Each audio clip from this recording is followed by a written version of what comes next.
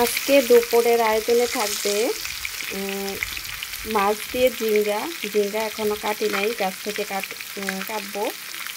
তো এখানে রুই মাছ আছে, পাঙ্গাস মাছ আছে, কারণ বাচ্চারা পাঙ্গাস মাছ পছন্দ করে আর আমরা রুই মাছটা পছন্দ করি, সেজন্য দুইটা মিক্স করে রান্না করা হবে। আর সাথে আছে করলা ভাজি পার্মানেন্ট আমার মানে ফ্যামিলিতে এটা রাখতে হয় সব সময়। দুইটা কাঁচামরিচ ভিজিয়ে রাখছি সবজিতে দেওয়ার জন্য। আর একটা স্পেশাল জিনিস হলো এটা এটা একমাত্র তারাই চিনবে যারা গ্রামে থাকেন। এই শাকটা কিন্তু অনেকটা তিতা, কিন্তু তারপরও খেতে অনেকটাই ভালোই লাগে আমার কাছে। এটার সাথে আপনি যদি একটু আলু এভাবে কেটে দেন তাহলে কিন্তু শাকটার তিতাটা কমে যাবে এবং খেতে ভালোই লাগে।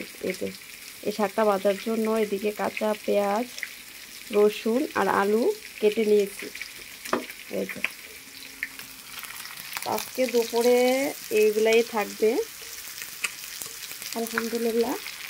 তো সবাই কেমন আছেন আপনারা অবশ্যই কমেন্টে জানাবেন।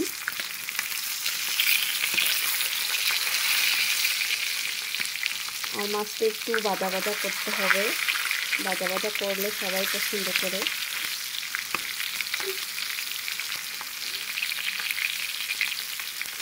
মাছগুলা বাজার থেকে কাটা আনা হয়েছে, সেজন্য একটা বড় একটা ছোট কি একটা অবস্থা করে কেটে দিছে। আর দেখেন আমার মুরগিগুলো, এই যে আমি রান্না করার সময় এগুলো এদিকেই থাকে।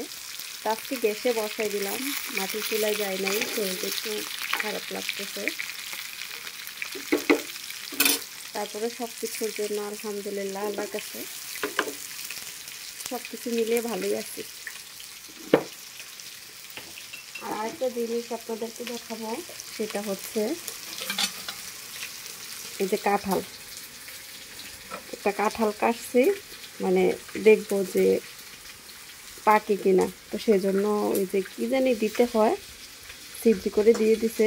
তো অনেকটাই কিন্তু কাঁঠালটা এই যে নরম হয়ে গেছে, দুপুরের দিকে কাটবে। গাছের প্রথম ফল, আর কাঁঠাল হচ্ছে আমাদের জাতীয় ফল, তাই না?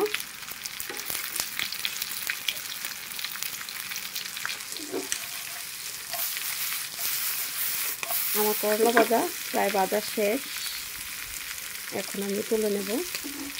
তুলে আমি শাকটা বসিয়ে দেবো। বাতাসে অবস্থা খারাপ, দেখেন এদিকটা বাতাস আছে না, ওই বাতাসের জন্য দেখেন কি দিয়ে রাখছে।